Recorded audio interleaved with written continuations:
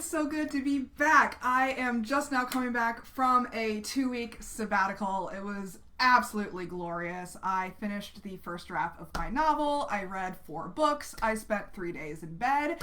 And I did a whole lot of meditating and journaling. And I am feeling amazing now. And I am so happy to jump back into this with you all. I love my audiences on here. And I just love the camaraderie that we have going. So I am jumping on for a new Facebook Live series today about elevated flow practices.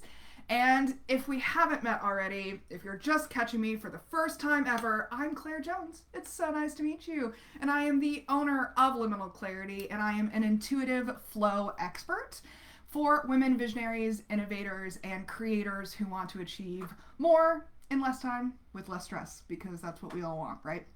So I am jumping on today specifically to talk about how we can increase creativity, innovation, productivity, and aligned flow, even in times of change, stress, and transformation. Starting with today, drum roll, our star signs, our sun signs. Yeah, my mouth isn't working today, so we're just gonna go with that. Our sun signs. So if you're catching me live or you're watching the replay, please say hello. Comment, tell us where you're tuning in from and what your sun sign is. But before I get into the nitty-gritty here, I wanted to let you all know that I am opening up 3 spaces to those of you out there who want to move in harmony with your truest self by cultivating intentional flow and productivity to achieve your life's work with ease and joy. So if you're interested, please book a call with me. I'll put the link in the comments here for you all. If you're catching me on YouTube, it will be in the description for your convenience. So now, why am I starting with sun signs? What is this about? Why am I doing this? So, as our primary sign, our sun sign is the most powerful indicator of who we are. It represents our basic personality, identity, self-worth, ego, and consciousness. Personally, I have always loved being a Pisces. Even from a very early age, I felt like being Pisces was all about being the best of all worlds. I don't know about you, but that's what I think. I am the last sign of the zodiac, and I combine features of all the signs into one so that I have an uncanny ability to empathize deeply with everyone and feel what everyone else feels. Empathetic AF. I am the connector that sees, understands, and feels everything and everyone fully. When I dance, I become the music. When I write, I become the characters. When I love, my heart fully merges with my friends, partners, and lovers. I embody unconditional love because I can dissolve the boundaries between people, between the material and the spiritual realms, between black and white, between point A and point B. That's why I can navigate liminal spaces so well. I am a fish that loves to swim in liminal spaces. But if I forget to set boundaries for myself and prioritize self-care as I'm navigating these spaces, then I can get swept up and lost in all the feels, which is basically how I spent my entire high school career, was just lost on all the feels all the time. Talk about anger management, right? So, can anyone relate to this? I'm sure there are a lot of you out there. If you're interested in getting clear on your own identity too, I am opening up 3 spaces to those of you out there who want to achieve more in less time with less stress. So check out the link if you're interested. Now let's get into the nitty-gritty with sun signs. So as I mentioned before, the sun signs are the central archetypes of our identities. So no matter the weather, the sun is always there. By becoming aware of our suns, we can grow into our best, unobstructed, fullest expression while also becoming aware of where we are prone to unhealthy patterns. It's kind of like both sides of the coin here. Basically, where do we find balance in our beings? So first and foremost, Aries always comes first in the zodiac from March 21st to April 19th. And the Ram is all about initiating, beginning, It's all about vitality and courage and blazing trails. These are the trailblazers out there. The Aries are all about being a leader, but be aware of becoming too dominant, confrontational, and uncompromising. That's the other side of the coin here. And then next comes Taurus from April 20th to May 20th. And the bull is all about the grounded, tangible, sensual pleasures of life, love, and beauty. They are the sensualists. They like smelling, tasting, feeling, hearing, seeing. These are the realms of Taurus. They are very much grounded in the physical world, but beware of becoming too rigid, possessive, or fixated. They can be a stick in the mud sometimes. Next comes Gemini from May 21st to June 20th, and the twins are all about intellect. No other sign is more witty, sociable, or adept at teaching and communication. In order to find success, Gemini must learn to embody the tension between mind and body in order to find the pathway to true wisdom. Intellect without heart can be dangerous.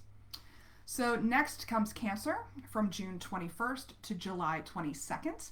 And the crab is the most sensitive and most emotional of all the signs, even more than Pisces. I know, I can't believe it sometimes because all the feels all the time. But Cancer can very easily get overwhelmed by all the feels. Cancers often retreat to the safety of their home base, which is basically their shell within the crab, wherever that is for them. Whatever home means to them, that's their safe space. If a Cancer does not feel safe, they can become hardened and cruel. So it is vital to learn how to master both their own emotions as well as the emotions that they absorb from the people around them. Next comes Leo from July 23rd to August 22nd. And the Lion is the most regal and creative sign. Fiercely loyal and affectionate, they rule from their expressive hearts. As loving as they are, though, they often forget to turn that love towards themselves and can often get caught up in games of desperation trying to receive love from others. I have a Leo rising, so I know this very well. Next comes Virgo from August 23rd to September 22nd, and the Virgin is all about purity, perfection, pragmatism, and devotion to others. But a strong moral backbone can also be a double-edged sword.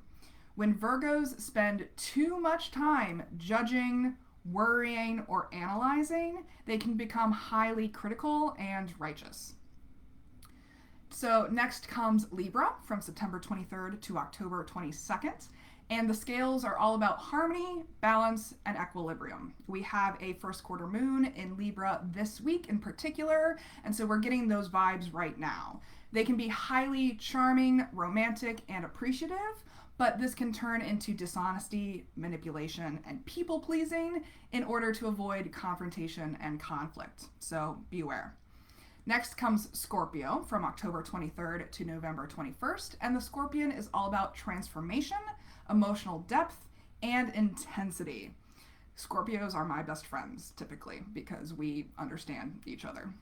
They are unafraid of the complexities of the human experience, especially all the messy bits. But if they are afraid of plumbing their depths, they can easily fall into repression and dysregulation. Next comes Sagittarius from November 22nd to December 21st.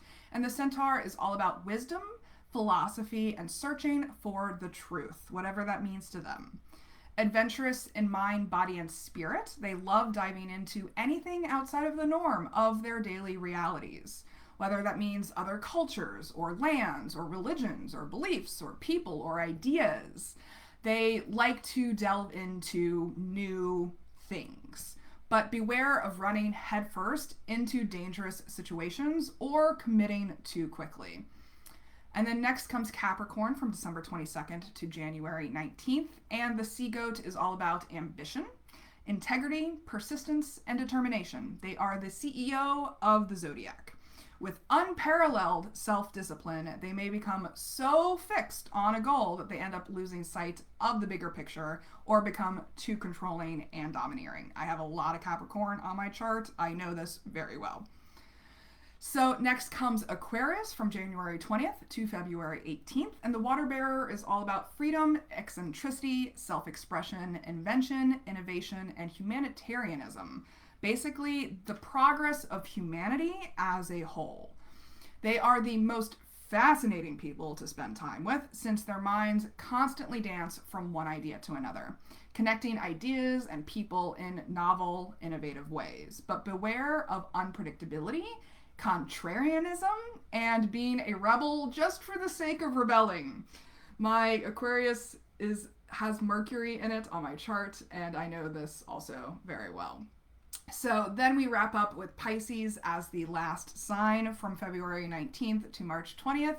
And the fish, as I mentioned before, we are all about transcending, awakening, feeling all the feels, and dissolving boundaries, which can easily lead to overwhelm and avoidance sometimes.